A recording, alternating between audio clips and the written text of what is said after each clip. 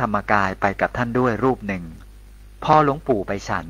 นายต่างก็เข้ามาคุยกับหลวงปู่ว่าผมเนี่ยคนอยู่ไกลผมแค่จุดธูปเรียกเดี๋ยวก็วิ่งอ้าวมาหาผมเลยและยิ่งไปกว่านั้นนะหากเกิดไฟไหม้ผมก็ไปยืนบนดาดฟ้าเอาธงอันเล็กๆโบกไปโบกมาแป๊บเดียวเท่านั้นไฟก็ดับได้แล้วหลวงพ่อล่ะครับเก่งทางไหนเก่งยังไงบ้างไหนแสดงอภินิหารให้ผมดูบ้างสิเพราะผมได้ยินกิตติศัพท์หลวงพ่อมานานแล้วเมื่อในต่างพูดจบหลวงปู่ท่านจึงหันไปหาลูกศิษย์ตัวกระเปียกคือสามเณรตัวเล็กๆที่พามาด้วยโดยบอกว่าเนนนายต่างเขาอยากดูอภินิหารเนนทำให้ดูหน่อยจากนั้นเนนก็นั่งสมาธิไปแค่พักเดียวไม่กี่นาทีเท่านั้นเองอยู่ๆบริเวณบ้านของนายต่างก็เกิดแผ่นดินไหวบ้านตึกที่แกอยู่ก็โคลงเคลงส่วนกรงนกที่แขวนเรียงกันอยู่ก็แกว่งไปแกว่งมาชนกันกงเก่งส่วนนายต่างก็ทรงตัวไม่อยู่เซไปเซมาต้องจับโน่นจับนี่จนร้องอุทานขึ้นมาด้วยความตกใจว่าพอแล้วครับหลวงพ่อจากนั้นก็ก้มกราบหลวงปู่กราบสามเณรก้นกระดกเลยการทำแผ่นดินไหวของสามเณรเป็นการไหวเฉพาะจุดหรือไหวเฉพาะบ้านนายต่างเท่านั้นคือไหวแบบไม่มีพิษมีภัยไหวเพื่อละทิฏฐิมานะของนายต่างตลาดพลูนับจากนั้นนายต่างก็ยอมสยบยอมลดทิฏฐิยอมรับและศรัทธาหลวงปู่เป็นอย่างยิ่งซึ่งตอนหลังนายต่างก็ยอมมาปฏิบัติธรรมฝึกสมาธิกับหลวงปู่และกลายมาเป็นกำลังสำคัญคนหนึ่งของวัดปากน้ำทีเดียวเรื่องนี้เป็นเรื่องที่นายต่างประทับใจและเล่าต่อมาจนถึงชั่วลูกชั่วหลานของนายต่างเพราะหลานของนายต่างตลาดพลูก็ได้มาเล่าเรื่องนี้ให้หลวงพ่อธรรมชโยฟังการทำแผ่นดินไหวเฉพาะจุดนี้เป็นความสามารถเล็กๆน้อยๆของพวกที่เชี่ยวชาญในวิชาธรรมกายขนาดสามเณรน้อยๆระดับลูกศิษย์ยังทำได้ขนาดนี้แล้วหลวงปู่ที่เป็นถึงระดับอาจารย์จะมีความสามารถขนาดไหนก็ลองคิดดูกันเอาเอง 3.2 สามเณรตาทิพย์พระครูภาวนากิตติคุณวัดเกษมจิตตารามจังหวัดอุตรดิตถ์ท่านเล่าว่าสามเณรประภัตวัดปากน้ำที่ได้ธรรมกายท่านเล่าให้สามเณรวัดตะเคียนฟังว่าตัวเองได้ไปเรียนวิชาธรรมกายกับหลวงปู่วัดปากน้ำและได้ไปดูสวรรค์มาพอสามเณรวัดตะเคียนฟังเสร็จก็ไม่เชื่อจึงพูดขึ้นว่ากูไม่เชื่อมึงหรอกว่ามึงได้วิชาจริงหรือเปล่างั้นให้ลองดูซิว่าพระที่อยู่ในย่ามของสามเณรวัดตะเคียนนั้นมีกี่องค์ในย่ามมีพระเยอะแต่ไม่เคยนับและพอสามเณรประภัตเข้าสมาธิไปดูเสร็จก็ตอบว่า102 องค์จากนั้นจึงได้เทพระในย่ามออกมานับปรากฏว่ามี102 องค์ไม่ขาดไม่เกินจริงๆซึ่งพอสามเณรวัดตะเคียนเห็นกับตาตัวเองแบบนี้ก็แทบจะกราบสามเณรประภัตเลยทีเดียว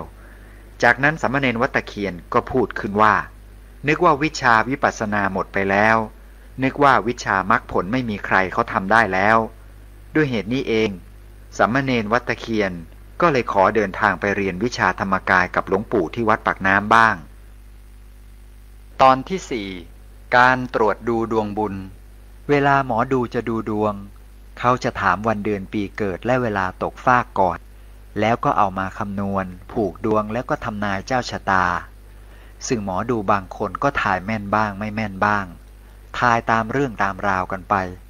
แต่เรื่องที่ได้เกิดขึ้นกับคุณหญิงล้อมและนายห้างสวัสดิ์โอสถานุเคราะห์ผู้ก่อตั้งห้างขายยาโอสถสภาเฮงหยูเรื่องมีอยู่ว่าแต่เดิมทั้งคู่รักกันมากก่อนแต่งงานก็ไปดูดวงซึ่งไปดูมากี่หมอเขาก็บอกว่าแต่งกันไม่ได้เด็ดขาดอยู่ด้วยกันแล้วจะล่มจมจึงทำให้ทั้งคู่เกิดความไม่สบายใจเป็นอย่างมากแต่ก็ไม่รู้จะไปปรึกษาใครจึงพากันมากราบถามหลวงปู่วัดปากน้ำซึ่งหลวงปู่ท่านก็ตรวจดูให้และวิธีการดูดวงของหลวงปู่ต่างกับการดูดวงของหมอดูอย่างสิ้นเชิงคือท่านไม่ต้องถามวันเดือนปีเกิดไม่ต้องถามเวลาตกฟากอะไรให้ยุ่งยาก เพราะท่านเข้าธรรมกายไปตรวจดูดวงบุญดวงสมบัติในตัวได้พอดูเสร็จท่านก็บอกว่าทั้งคู่นี่แต่งงานกันแล้วดีจะเป็นมหาเศรษฐีตระกูลหนึ่งของเมืองไทยเลยทีเดียวเพราะดวงบุญโตกว่าคืบหนึ่งและท่านยังบอกอีกว่าถ้ารวยแล้วให้มาอุปถัมภ์วัดปากน้ำและสุดท้ายก็เป็นอย่างที่หลวงปู่บอกไว้ทุกประการเพราะจากเดิมคุณหญิงล้อมและนายห้างสวัสดิ์ก็ไม่ได้รวยอะไรมีเพียงร้านขายยาเล็กๆแถวสำเพ็งแต่ต่อมาได้ไปทำบุญเลี้ยงพระที่วัดปากน้ำเรื่อยๆพอมาทีไรหลวงปู่ท่านจะพูดว่าทำบุญถูกทักขินัยบุคคลยิ่งให้จะยิ่งรวยและหลวงปู่ท่านก็ให้พรของท่านไปเรื่อยๆทำให้กิจการขายยาขายดิบขายดีมากจนต้องย้ายกิจการมาที่ถนนเจริญกรุงและเปลี่ยนชื่อจากร้านขายยาเล็กๆเป็นโอสถสถานเต็กเฮงหยูจากนั้นกิจการก็ใหญ่โตขึ้นเรื่อยๆจนปัจจุบันเปลี่ยนชื่อมาเป็นบริษัทโอสถสภาจำกัดรวยติดอันดับของประเทศจริงๆตอนที่530ปริศนาเรื่องนี้เป็นเรื่องของหลวงตาอภิรูโปซึ่งเป็นพระที่บวชที่วัดปากน้ำในปีพุทธศักราช 2500 ท่านได้เล่าไว้ว่าก่อนหน้านั้นท่านไม่เคยคิดจะบวชมาก่อนเลยอีกทั้งสาเหตุที่ยอมไปวัดปากน้ำครั้งแรกในชีวิตก็เพราะถึงพระลูกชายที่บวชอยู่ที่นี่ซึ่งไปถึง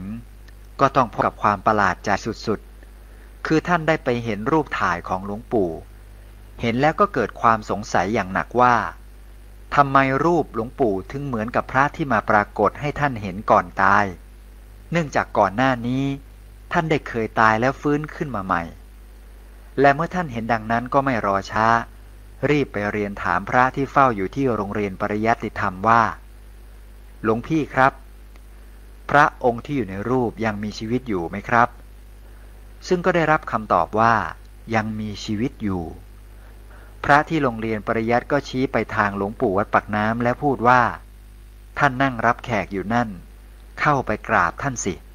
ซึ่งพอเจ้าของเรื่องได้เจอกับหลวงปู่ครั้งแรกหลวงปู่ก็โผล่ขึ้นทันทีว่าไอ้ศูนย์นี่สำคัญศูนย์แรกนั้นได้อยู่บ้านใหญ่ศูนย์ที่2นี้เกือบตายศูนย์ที่3นี้จะได้บวชเอาฉายาไปอภิรูโปซึ่งพอเจ้าของเรื่องฟังดังนั้นก็รีบพูดสวนกลับว่าหลวงพ่อครับผมไม่ได้มาบวชครับผมจะมาเยี่ยมพระลูกชายแต่หลวงปู่ท่านก็ย้ำคำเดิมแถมเอากระดาษเขียนฉายายื่นให้และพูดอีกว่าเอานะบวชเอาฉายาไปอภิรูโปแปลว่าผู้มีรูปงามอันยิ่งคือหลวงปู่ท่านพูดเองเองเสร็จสับจนเจ้าของเรื่องก็เกิดอาการงงแล้วก็มานั่งรำพึงนึกทบทวนดูว่าที่หลวงปู่พูดว่าศูนย์แรกได้อยู่บ้านใหญ่มันหมายความว่าอะไรเพราะเราเกิดมาก็ยากจนเหลือเกินแล้วสักครู่ก็ปิ๊งนึกออกว่าตอนปีพุทธศักราช 2480 น่ะเราติดคุกติดตารางเพราะหัดเป็นโจรคือไปลองปล้นเขาครั้งแรกแล้วโดนจับเข้าคุกเลยจึงได้มาอยู่บ้านใหญ่หลังเบ้อเร่อจริงๆเพราะในคุกมีคนอยู่รวมกันเยอะเลยแต่หลวงปู่ท่านไม่ได้บอกเราตรงๆว่าเราเคยเข้าคุกต่อหน้าสาธารณชนเพราะท่านกลัวจะเสียหน้าจากนั้นเจ้าของเรื่องก็มานึกจนต้องร้องอ๋อขึ้นอีกครั้งส่วนศูนย์ที่2ก็คืออีก10 ปีต่อมาคือในปีพุทธศักราช 2490 หลังจากออกมาจากคุกแล้วก็ได้ไปทำอาชีพเผาปูนขายแต่พอเผาไปเผามาผงปูนมันเข้าไปกัดในคออีท่าไหนก็ไม่ทราบกัดจนเลือดออกรักษาอย่างไรก็ไม่หายแถมล้มป่วยหนักจนเข้าขั้นโคม่าทำให้พระลูกชายที่บวชอยู่ที่วัดปากน้ำเป็นห่วงมากจึงเขียนจดหมายมาบอกคาถาดีกับโยมพ่อว่าให้ท่องสัมมาอรหังไปเรื่อยๆซึ่งพอท่องไปท่องมาอยู่ๆก็เกิดปาฏิหาริย์ขึ้นคือเจ้าของเรื่องเห็นหลวงปู่วัดปากน้ำมายืนอยู่ตรงหัวนอนซึ่งตอนที่เห็นนั้นยังไม่รู้จัก และไม่เคยเห็นค่าหน้าค่าตาหลวงปู่มาก่อนเลยแต่ก็อธิบายลักษณะไว้ชัดว่าเป็นพระภิกษุที่มีสง่าราศีมากและมีจุดเด่นคือท่านมีไฝขนาดเท่าเม็ดพุทรา2 เม็ดซึ่งหลวงปู่ท่านมาก็เพื่อจะบอกว่าเองเอาขมิ้นกินเข้าไปสิวะเดี๋ยวก็หายแต่เนื่องจากสภาพร่างกายของเจ้าของเรื่องตอนนั้นมีสภาพร่อแร่เต็มทีท่านกำลังรับฟังสถานีวิทยุสาธารณะจังหวัดเชียงใหม่คลื่นพัฒนาคุณภาพชีวิต FM 92.25 เมกะเฮิรตซ์บริหารและจัดการโดย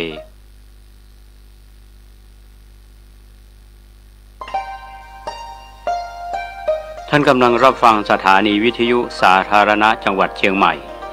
คลื่นพัฒนาคุณภาพชีวิต FM 92.25 เมกะเฮิรตซ์บริหารและจัดการโดยวัดป่าแดงมหาวิหารส่งกระจายเสียงจากเลขที่71หมู่ที่14บ้านใหม่หลังมอตำบลสุเทพอำเภอเมืองจังหวัดเชียงใหม่รหัสไปรษณีย์50200หมายเลขโทรศัพท์0818818569 0520000636-7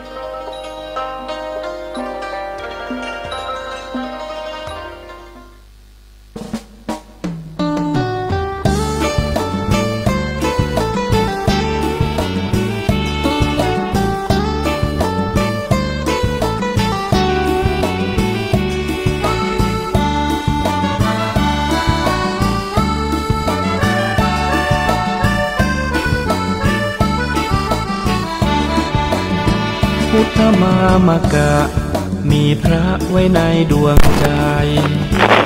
ไม่มัวหลงไหล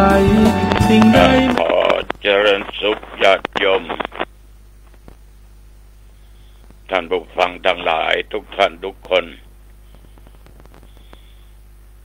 อาตมาภาพทุกเจ้าวัดหนองทองห่างดงจังหวัดเชียงใหม่ ก็มาพบมาปะท่านทั้งหลายอีกในรายการปกิณกะแห่งธรรมะมาพบมาพักกันเป็นประจำทุกวันในเวลาเดียวกันนี้เป็นประจำทุกวันเหมือนกันณทางสถานีวิทยุแห่งนี้เป็นเวลา30 นาทีโดยประมาณอย่างใดก็ต้องขออนุโมทนาขอบใจเนอะต่อญาติต่อโยมที่เป็นแฟนรายการกำลังอกกำลังใจแก่ทุกเจ้าเปิดเครื่องวิทยุรับฟังกันอยู่ทั้งบ้านก็เรียกว่าเปิดไว้วางตัดใดก็ได้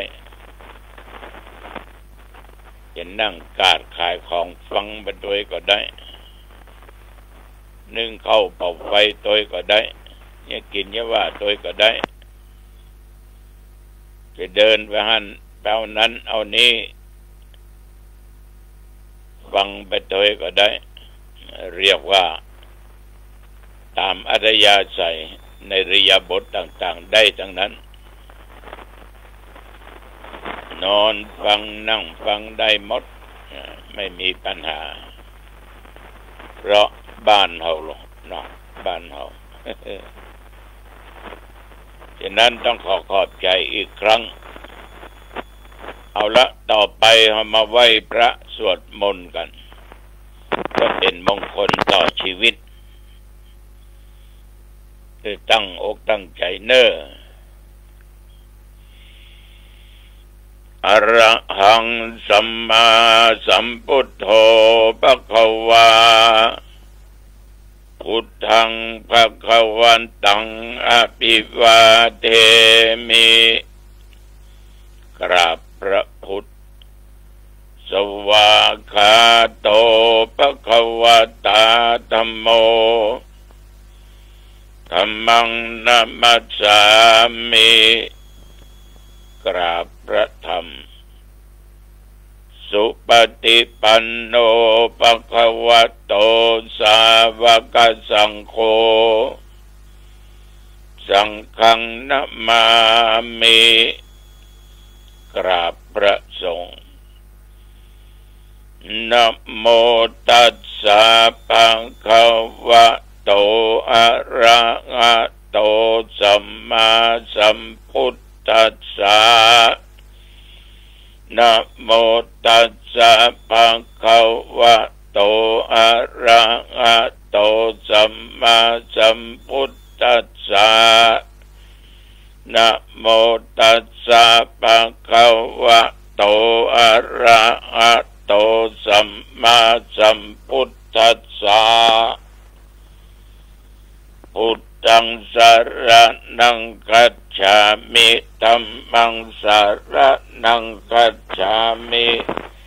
สังฆังสรณังคัจฉามิตุติยัมปิพุทธังสรณังคัจฉามิตุติยัมปิธัมมังสรณังคัจฉามิตุติยัมปิสังฆังสรณังคัจฉามิตติยัมปิพุทธังสร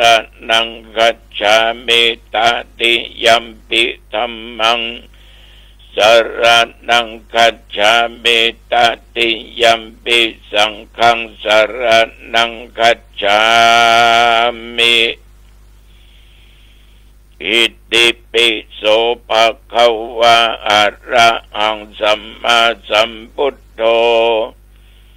วิชชาจารณะสัมปันโนสุขโตโลกวิทูอนุตตโรปุริสัทธัมมสารถิสัทธาเทวมนุษย์สนังพุทโธภควาติยันตุนิมิตตังอบะมังคะลัญจาโยจัมมนาโปสกุณัสสัทโธปะปะคะโอโตสุปินังอกันตังอุตตานุภาเวนะวินาศเมนตุสวากาโตภะคะวะตาธัมโมสันติติโกอากาลิโกเอหิปัสสิโกโอปัญญิโกปัจจตังเวทิตาโพวินยูหิติยันตุนิมิตตังอบะมังคะลัญจาโยจัมมนาโพสกุณัสสัทโธปะปะคะโอโตสุปินังอกันตังธัมมานุภาเวนะวินาศเมนตุสุปฏิปันโนภควโตสาวกสังโฆปุถุปฏิปันโนภควโตสาวกสังโฆยายะปฏิปันโนภควโตสาวกสังโฆสามิจิปฏิปันโนภควโตสาวกสังโฆยะติตังจัตตาริปุริสยุคานิอัตตปุริสปุคัลลาเอสะภะคะวะโตสาวกสังโฆอาหุนายโยปะหุนายโยทักขินายโยอัญชลิกรณิโยอนุตตรังบุญญาเขตังโลกัสสาติยันตุนิมิตตังอบะมังคะลัญจาโยจัมมนาโพสกุณัสสัทโธ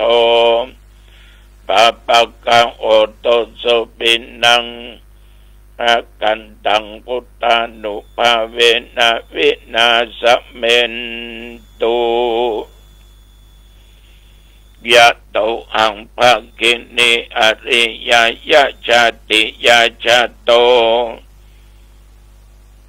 นาปิชานามิสันจิจาปันนังชีวิตาวโรเปตาเตนะสัจเจนะโสติเตโอตุโสติกัปปัสสะโพชังโคสัตติสังฆัตโตธัมมานังวิจโยตถาวิริยัมปิติปัสสติโพชังคาจัตตถาภเรสัมมาตุเภกะโพชังคาสัตติเตสัพพทักษินามุนินาสัมมาทัคตาภเวตาภาอุริกตาสังวัตตันติอภิญญาญาณิพพานายาจะโพธิยาเอเตนะสัจจวัชเชนะโสติเตโอตุสัพพทา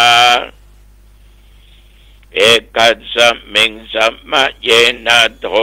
มุคัลลานัจจกัสสปัง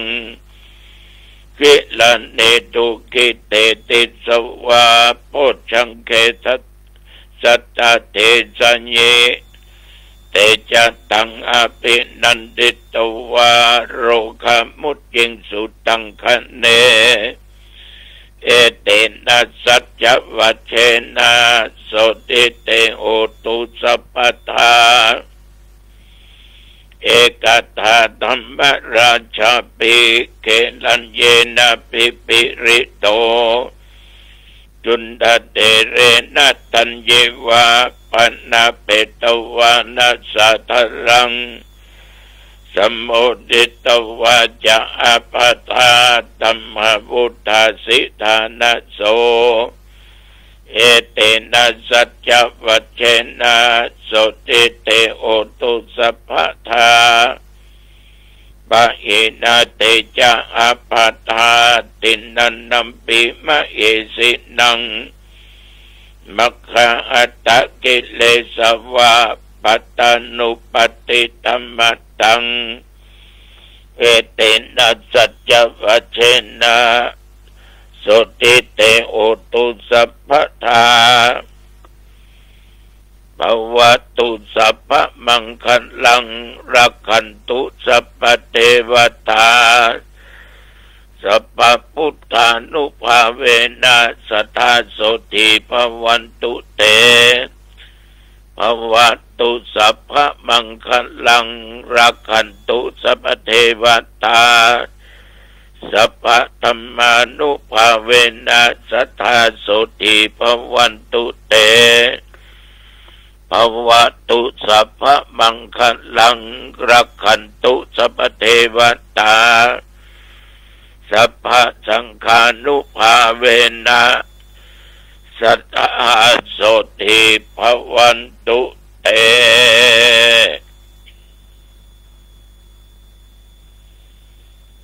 ด้วยพุทธานุภาพ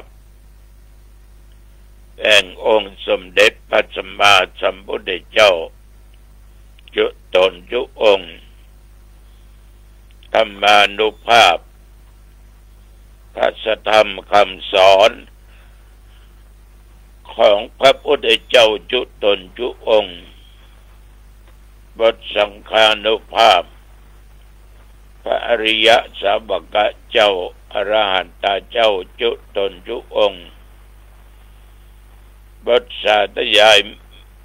มนต์ต่างๆมีโพชฌังคปริตเป็นต้น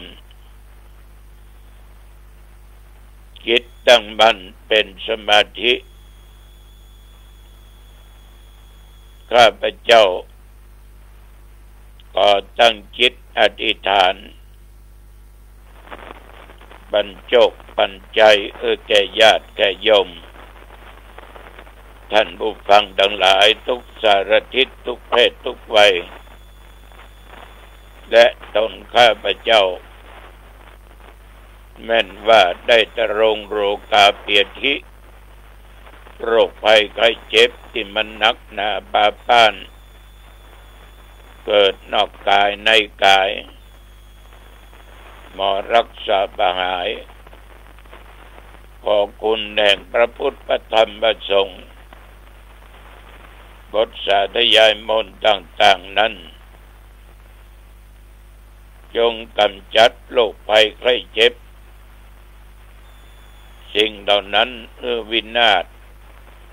อันตรธานหายมีสุขภาพกายใจแข็งแรงอยู่ปราศจากเคราะห์ปีเคราะห์เดือนเคราะห์วันเคราะห์ยามเคราะห์เมื่อหลับเมื่อตื่นเมื่อยืนเมื่อติวเคราะห์เลี้ยวซ้ายและขวาอย่าได้มาถูกต้องการยาแห่งผู้ฆ่าทั้งหลายนับตั้งแต่โอกาสนี้จงสุขกายสบายใจประกอบไปด้วยโชคปีโชคเดือนโชควันโชคยามอายุปีอายุเดือนอายุวันอายุยามสุขกายสบายใจแม่นเดินทางไปเหนือใต้ตกออกไกลใกล้ไปก็ให้มีโชคมีใจมาก็ให้มีใจมีโชคมีสติปัญญาประตั้งตนตัวอยู่ในความประมาท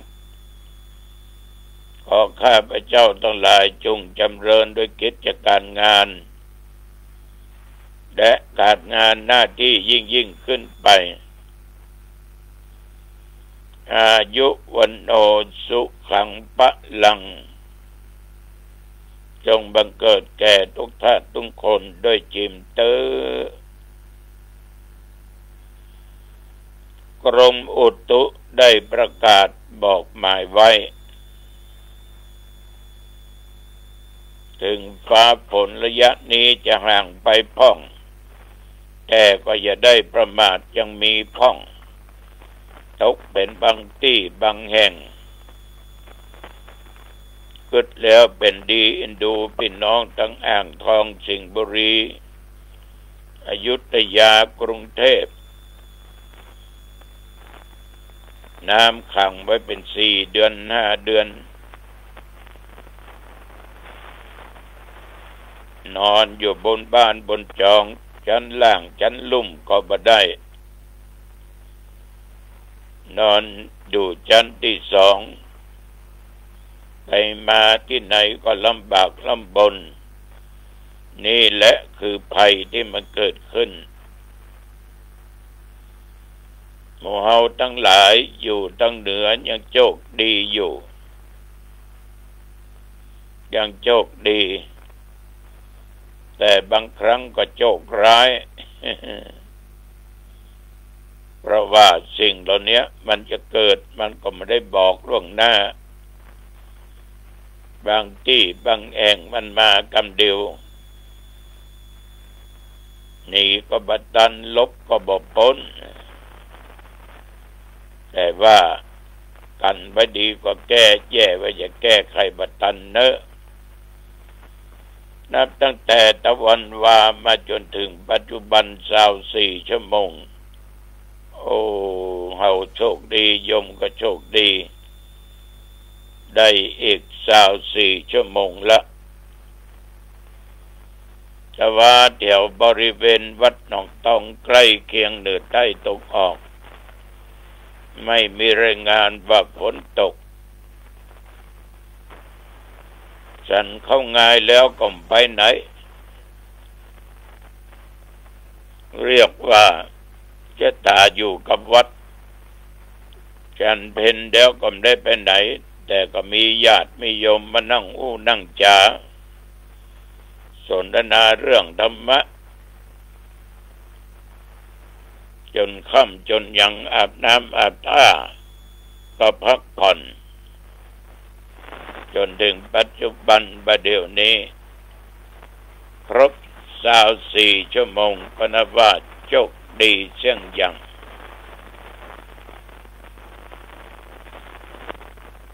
วันที่คืนเนี้ยปะกันที่วัดถวายเนื้อตำบลกุนคงเพื่อดงเชียงใหม่ตุลุงจะไปนะโมนะเทศ แฟนบันแดไปเนื้อ วันที่5 เดือนหน้าปุ่นสาธุเจ้าหลวงวัดบ้านมอนตั้งธรรมหลวงก็นิมนต์ตุลุงไปเทศน์เวลาเที่ยงครึ่งกำลังกัดท้องเนาะฉันเข้าเรียบร้อยแล้วจะเทศน์ที่วัดบ้านมอนเป็นเขตอำเภอสันกำแพงเชียงใหม่เนื้อปะกันแต่ว่าก็มีสาธุเจ้า2 ตน 3 ตนเพิ่นจะเข้ากรรมเข้ากรรมกันที่วัดตำบลตาดตุ้มวัดห้องจ้างตำบลตาดตุ้มอำเภอป่าซางจังหวัดลำพูนเพื่อหาทุนบูรณะหรือก่อสร้างห้างแปลงเสนาสนะในวัดนิมนต์ไปเทศนาธรรมวันที่ 8 เดือนธันวาคมพุทธศักราช 2568 8 โมงเมื่อคืนเน้อพอออกไม่ออกหรือ 20 นาฬิกาเขาปะกันเนาะแฟนพันธุ์แท้ที่ว่าได้นั่งสนทนาธรรมกับญาติกับโยมที่เพิ่นมาวัดมากระทำบุญนั้นก็เกี่ยวกับเรื่องแผงบ้านแผงจองเพิ่นเกี่ยวกับสถานที่แห่งเพิ่นว่าที่เขตบ้านนั่นนะที่จะแปลงบ้านเนี่ยว่าจะค้าจะขายมันจะดีกว่าตุลุงค้าขายมันถึงดีอันว่ามันดีมันถึงหมีแต่ทุกสิ่งทุกอย่างเนี่ยญาติโยมชีวิตของคนเฮานี่ถ้ามีความตั้งใจอย่างทุกอย่างสำเร็จได้เปิ้นว่าหูอะหยังมันจะไปสู้หูวิชาบ่ได้ถ้ามีความหูโดยสติปัญญานั่นน่ะอย่างมีความตั้งอกตั้งใจทำเพียงแต่คิดเนี่ยมาตันลงมือเตื้อก็สำเร็จไปกึ่งละถ้าลงมือทำด้วยความตั้งใจด้วยสัจจะวาจาด้วยความสามารถของตัวเองมันก็จักสำเร็จชีวิตคนเรานี่หูรักษาตัวรอดเป็นยอดดีเนอร์ถ้าโยมมีสติมีปัญญาอยู่กับตัวกับตนมันถึงรอดชีวิตคนเฮานี่ก็ออกไม่ออกก่อนเขาจะลุกเขาก็ต้องผ่านการล้มก่อนเขาจะคมมันต้องผ่านการฝึกก่อนจะเก่งต้องผ่านการ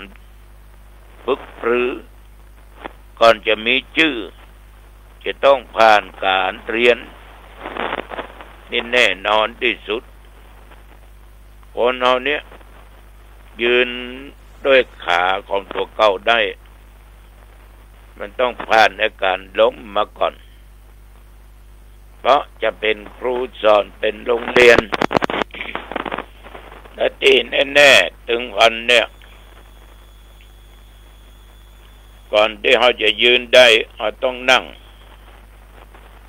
งแล้วก็ลุกมันยืนได้ชีวิตคนเฮาเช่นเดียวกัน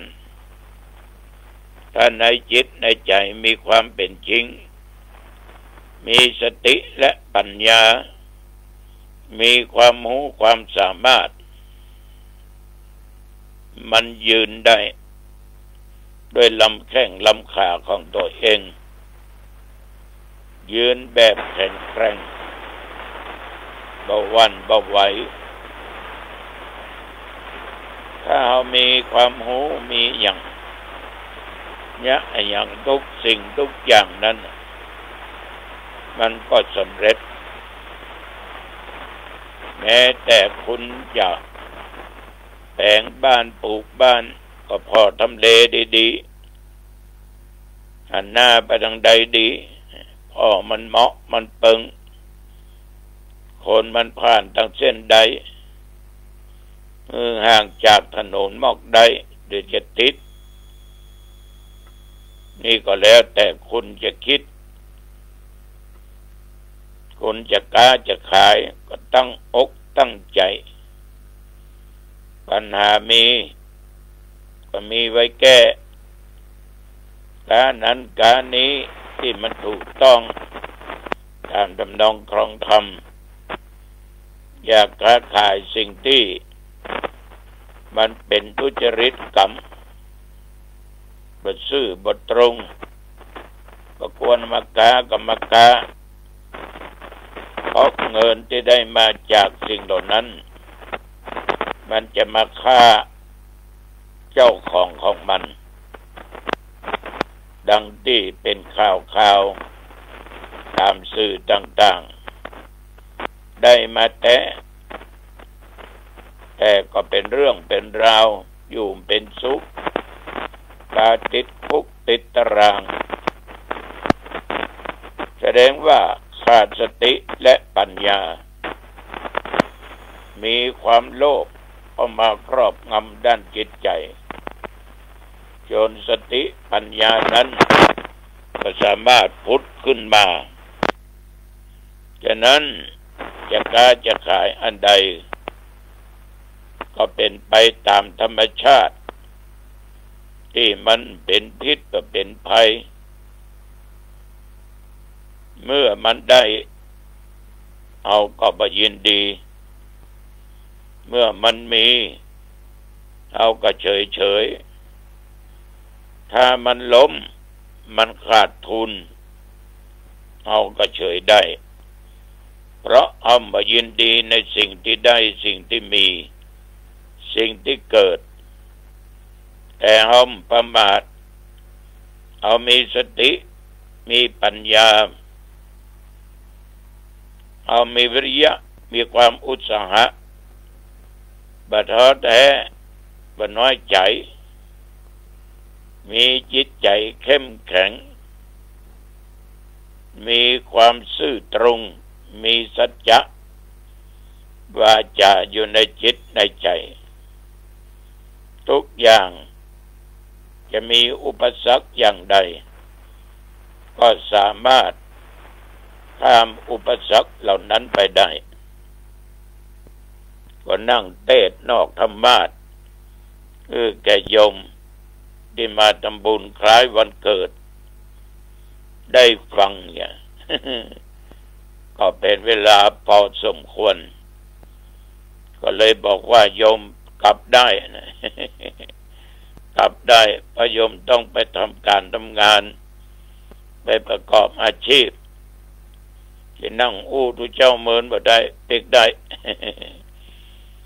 อันนี้เป็นความตั้งใจ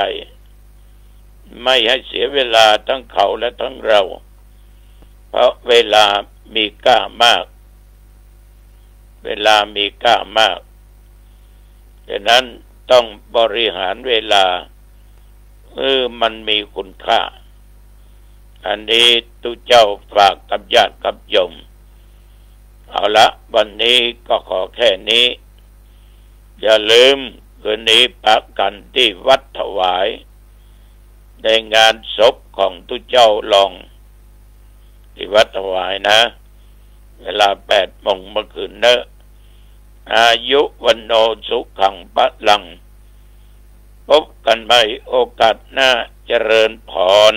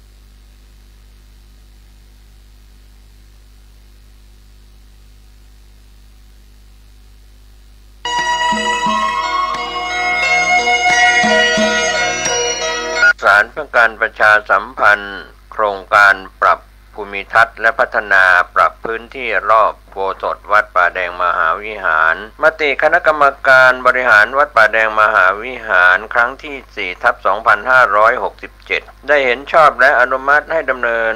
โครงการใช้เงินบริจาคและเงินสะสมของวัดเพื่อพัฒนาปรับพื้นที่ของวัดป่าแดงมหาวิหารจึงขอเชิญชวนผู้มีจิตศรัทธาร่วมพัฒนาเพื่อถวายเป็นพระราชกุศลถวายพระเจ้าสามฝั่งแกนและพระเทวีพระเจ้าติโลกราชพระเมืองแก้วและอดีตเจ้าอาวาสวัดป่าแดงมหาวิหารมีพระญาณคัมภีร์พระมหาสวามีโพธินันทะครูบาเจ้าศรีวิชัยพระอธิการอินแก้วอรินทโรครูบาอ่องขอเชิญชวนผู้มีจิตศรัทธามีเจตนาร่วมในข่าวครั้งนี้โอนเงินผ่านธนาคารกรุงไทยสาขาสุเทพชื่อบัญชีวัดป่าแดงมหาวิหารเลขที่บัญชี 521-064-7501 สอบถามรายละเอียดเพื่อร่วมทำบุญได้ที่ 0818815690 ก็เป็นโครงการปรับภูมิทัศน์และพัฒนาปรับพื้นที่รอบอุโบสถวัดป่าแดงมหาวิหารตำบลสุเทพอำเภอเมืองเชียงใหม่จังหวัดเชียงใหม่โครงการนี้เริ่มดำเนินการท่านที่จะร่วมบุญร่วมกุศลร่วมอนุโมทนาได้บุญได้กุศลได้ความดีโดยทั่วหน้ากัน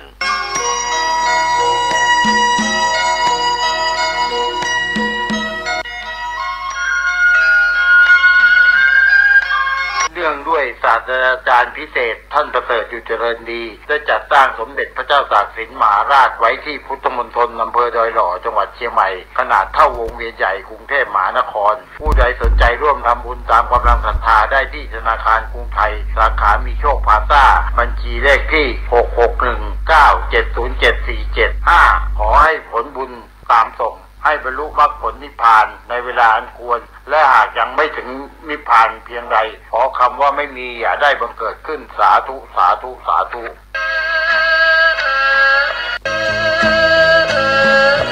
เนื่องด้วยศาสตราจารย์พิเศษท่านประเสริฐอยู่เจริญดีได้จัดสร้างสมเด็จพุทธาจารย์โตพรหมรังสีไว้ที่วัดรอมพระเจ้าตองอำเภอป่าตางจังหวัดลำพูนขนาดหน้าตักกว้าง16นิ้วประดับด้วยเพชรพลอยผู้ใดสนใจร่วมทำบุญตามกำลังศรัทธาได้ที่ธนาคารกรุงไทยสาขามีโชคพลาซ่าบัญชีเลขที่ 661-9-70747-5 ขอให้ผลบุญตามส่งให้บรรลุมรรคผลนิพพานในเวลาอันควรและหากยังไม่ถึงนิพพานเพียงใดขอคำว่าไม่มีอย่าได้บังเกิดสาธุสาธุสาธุ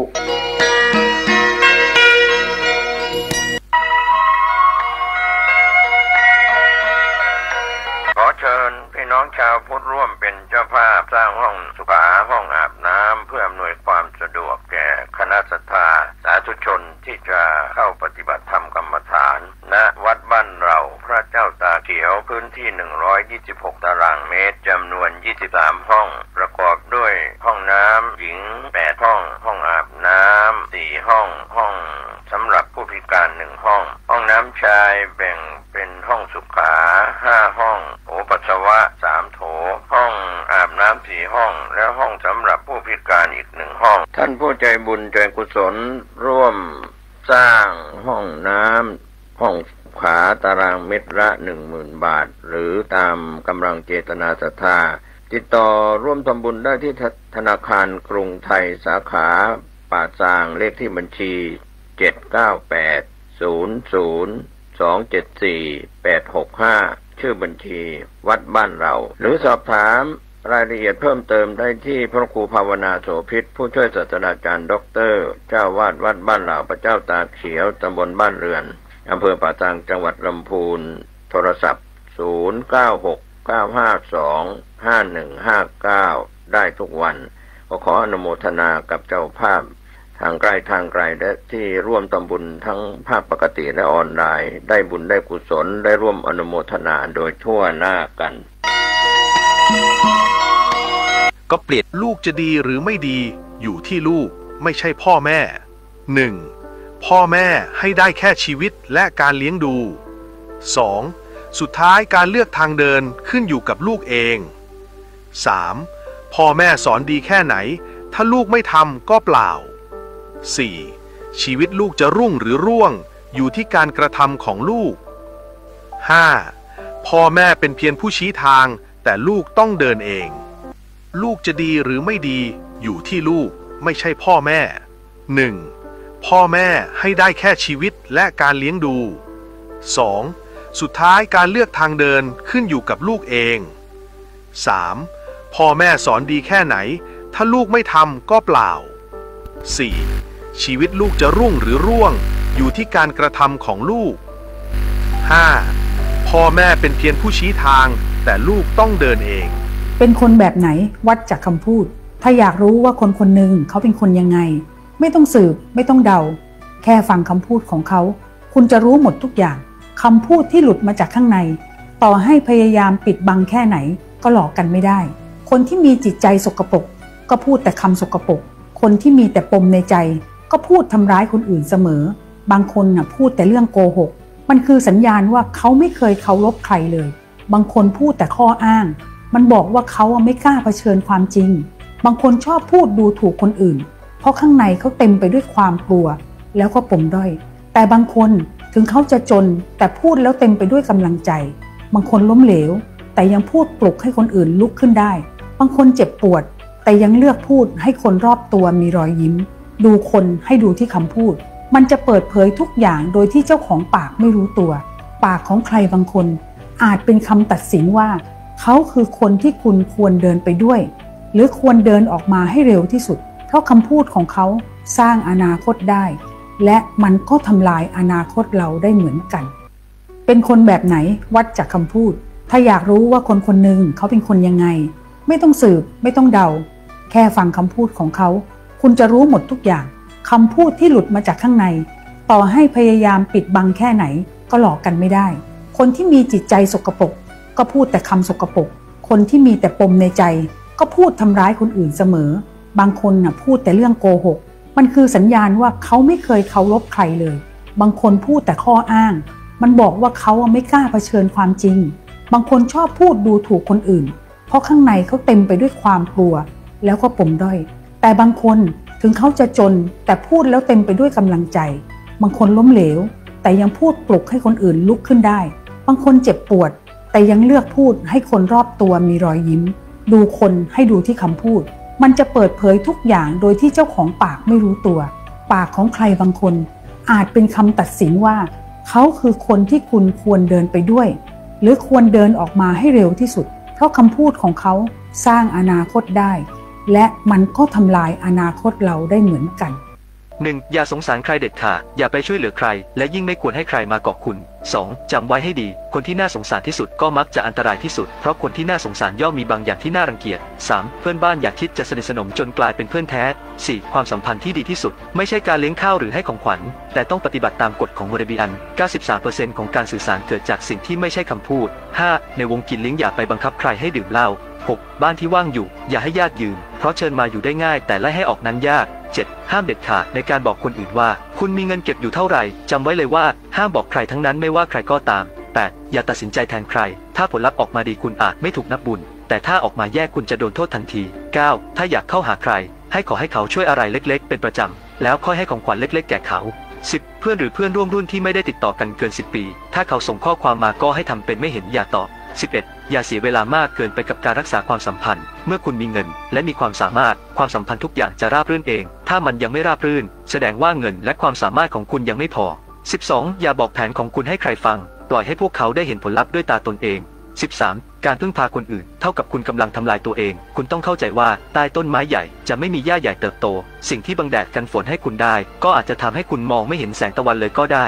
14. ทุกความสัมพันธ์ล้วนมีผลประโยชน์เป็นพื้นฐานผลประโยชน์อยู่ที่ไหนหัวใจคนก็อยู่ที่นั่น 15. สาระสำคัญของการอยู่รวมกับคนในสังคมคืออะไรพบปะเยอะมอบของเยอะเมื่อเจอปัญหาคนฉลาดจัดยอมเสียเงินเพื่อแก้เคราะห์คนไม่รู้จักโทษฟ้าโทษดินในการเป็นมนุษย์หากใครไม่เข้าใจกลยุทธ์และปัญญาก็ยากที่จะประสบความสำเร็จในโลกนี้สิ่งที่ทรงพลังที่สุดไม่ใช่เงินไม่ใช่อำนาจแต่คือวิธีคิดถ้าคุณรู้สึกว่าตัวเองเป็นคนอ่อนโยนแต่พอเจอปัญหากลับไม่รู้จะรับมืออย่างไรโปรดอ่านหนังสือเล่มนี้จากกลยุทธ์สู่ชัยชนะอ่านจบแล้วคุณจะเหงื่อเย็นไหลซึมและตระหนักว่าที่ผ่านมานั้นคุณทำงานด้วยแค่ความทุ่มเทและความขยันแต่ขาดปัญญาจากผู้ที่มาก่อน หนังสือเล่มนี้ไม่ได้สอนให้คุณไปหลอกลวงใครแต่มันคือการรวบรวมกลยุทธ์ของผู้คนในโลกพร้อมมอบหลักคิดที่จะช่วยให้คุณมองทะลุสถานการณ์ทะลวงข้อจำกัดทางความคิดและฝ่าฟันความติดขัดนี่คือคัมภีร์ลับที่จะช่วยให้คุณสร้างสถานะวางตัวเป็นเท่าที่มั่นคงและคว้าชัยชนะในชีวิต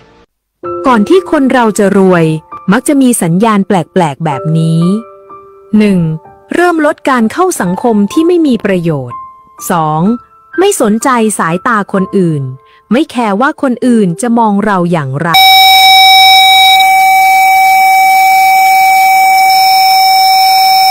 ความแข็งแกร่งในใจมากขึ้น 5. เริ่มรู้จักปฏิเสธสิ่งที่ไม่พาเราไปข้างหน้าที่เขาว่าคนนี่นะนั่นมันสุดยอดคนนะคนเก่งทั้งหมดนะมันจะอู้กันแต่เรื่องความคิดมันจะอู้แต่ความคิดจินตนาการวิธีการและการเหตุผลที่นำพาไปสู่ความเจริญอันนี้ถือว่าคนเก่งนักปราชญ์คนหนึ่งเป็นดีทุกคนเป็นดีที่เขาว่าคนนี่นะนั่นมันสุดยอดคนนะคนเก่งสุดนะมันจะอู้กันแต่เรื่องความคิดมันจะอู้แต่ความคิดจินตนาการวิธีการและการเหตุผลที่นำพาไปสู่ความเจริญอันนี้ถือว่าคนเก่งนักปราชญ์คนหนึ่งเป็นดีทุกคนเป็นดีที่เขาว่านี่นะนั่นมันสุดยอดคนนะคนเก่งทั้งหมดนะมันจะอู้กันแต่เรื่องความคิดมันจะอู้แต่ความคิดจินตนาการวิธีการและการเหตุผลที่นำพาไปสู่ความเจริญอันนี้ถือว่าคนเก่งนักปราชญ์คนหนึ่งเป็นดีทุกคนเป็นดีที่เขาว่าคนนี่นะนั่นมันสุดยอดคนนะเก่งทั้งหมดมันจะอู้กันแต่เรื่องความคิดมันจะอู้แต่ความคิดจินตนาการ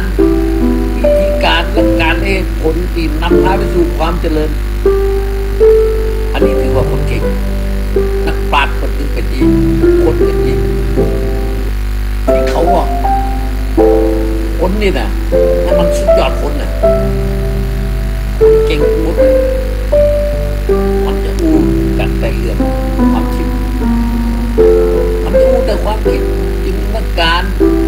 วิธีการและการเหตุผลที่นำพาไปสู่ความเจริญอันนี้ถือว่าคนเก่ง